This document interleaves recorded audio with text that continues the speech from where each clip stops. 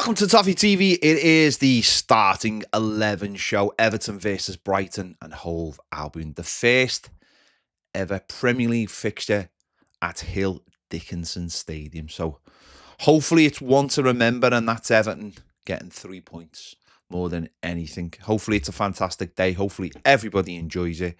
But it's got to be 3 points. Obviously Everton getting off to a poor start against Leeds United on Monday night. So we have to get those 3 points and straight away make this ground ours, a bit of a fortress, a place that people don't want to come to, because everyone's going to enjoy coming to a new stadium. Everyone enjoys going to a new stadium, somewhere they've never been before.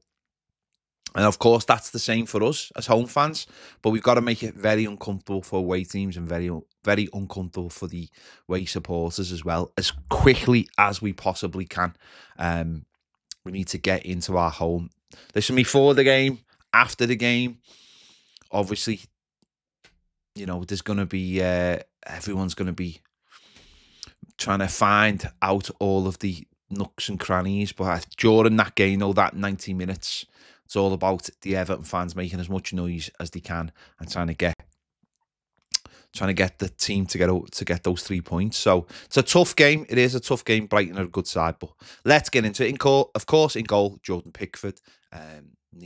Needs no explanation, really. Obviously, I'm going for a back four. Maybe some people would think about a back three with the situation we're in at the moment. Right back, I'm going to continue with Brien.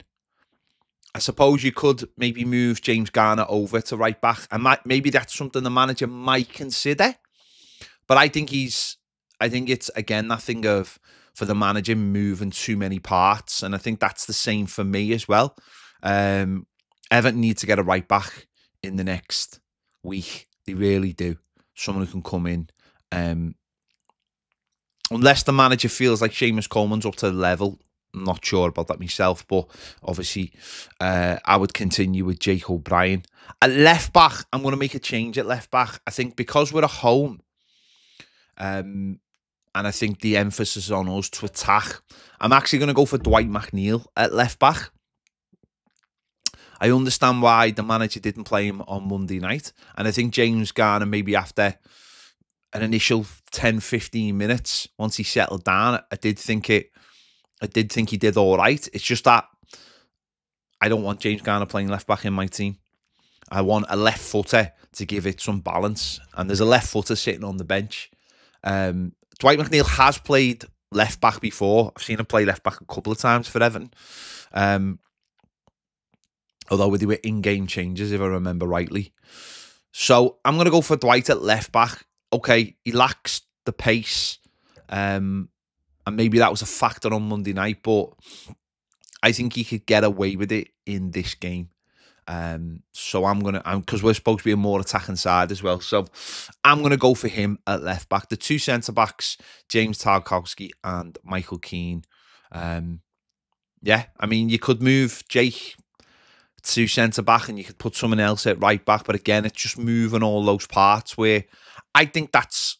Listen, we all have our criticisms of, you know, a lot of people have the criticism of Michael Keane, didn't want him to sign, but I think of late, I think he's been all right. And with Tarky, of course, you've got that leadership, and even though he was the one who gave the penalty away the other night, I don't think that many people think it was a penalty. So that's my back four.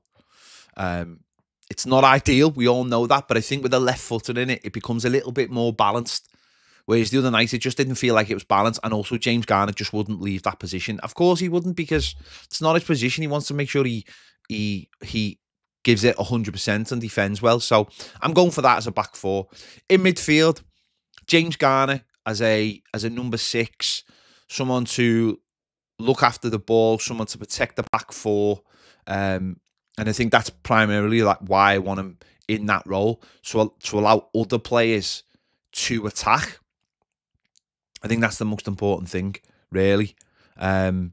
So he can do that job. And we saw the manager was trying to get more out of him in the summer in America by playing him in that role. So I would have him in that role.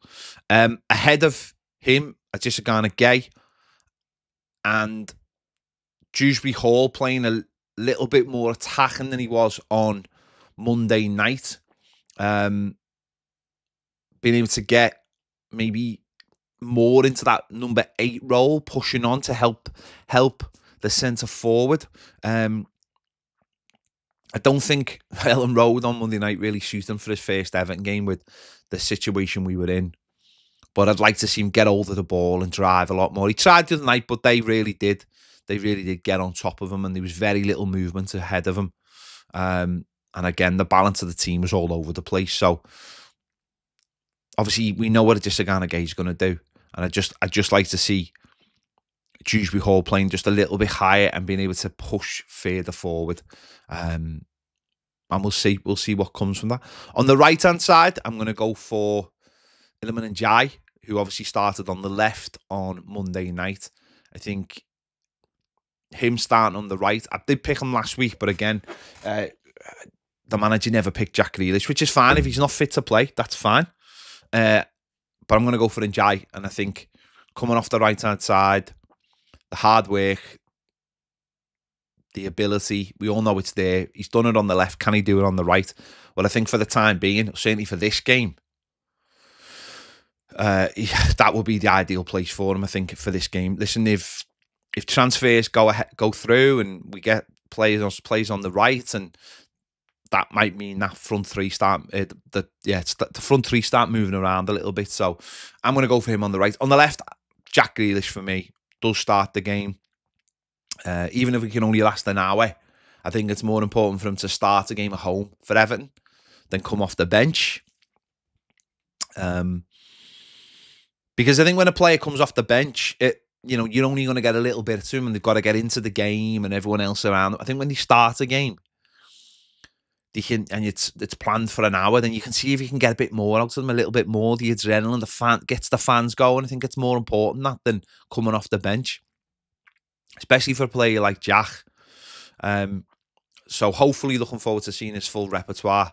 I'm hoping if we get someone on the right-hand side, then Jack will eventually move into the centre area. Well, I say eventually, could be in the next couple of games. Move into a more central area, and Iliman Ndiaye goes back onto the left. That would seem to be the best, I think, solution for where we are right now. But obviously for this game, picking him on the left-hand side. So really looking forward to seeing him. And I think, knowing if he's going to play, I think that will get fans excited. When the team news comes out at 1:45, I think people will be really excited by that. And up front, do you know what? I've been oohing and ahhing about this one. Beto was really, really not on it on Monday night, and that's me being nice. He really wasn't on it. He really had a poor game. But then you hear the manager and stuff coming out of the club about Barry not being ready. I think Barry for me is one of those players where I think other clubs like Brighton would play him and get him through a tough patch. We have this thing where we bring young players in and we don't really, and it's under like all the managers, and we don't really bed them in. We don't really give them games. And I think that has to change if we're going to buy young from other countries and then try and improve them every week. But I think for this game, I'm going to stick with Beto, and then Wednesday night, that's when Barry starts. And I think once Barry gets through the international break, and he's been a part of, like, say, 3 Premier League games, then maybe after the window, you start to look at it. Although, there is talk we might bring another striker in. But for this one, I'm going to go for Beto, just simply on experience, simply on that experience, and Barry coming off the bench and maybe making that impact again through, being young and inexperienced and the adrenaline and all those things, and coming on and making a difference late on. I think he can make a difference late on, but I do think if it comes between Barry and Beto, I don't know. If Beto's not scoring the goals, then I think it might be a case of just putting Barry in the team. Not right now, but putting Barry in the team and letting him grow. Because I just don't see how he's going to grow by sitting on the bench all the time. So yeah, that's my starting 11. Let me know your thoughts in the comments. Do you agree? Do you disagree? We'll see what happens. 1:15, the manager will put the team out for the first game at Hill Dickinson Stadium, and yeah, historic day for all us Toffees. Enjoy it if you're going. Enjoy it if you're watching wherever you are around the world. And yeah, make sure to give this video a like, subscribe if you haven't already. Check out the match preview with Baz and myself that we did from Hill Dickinson Stadium as well. Thanks for watching. See you later.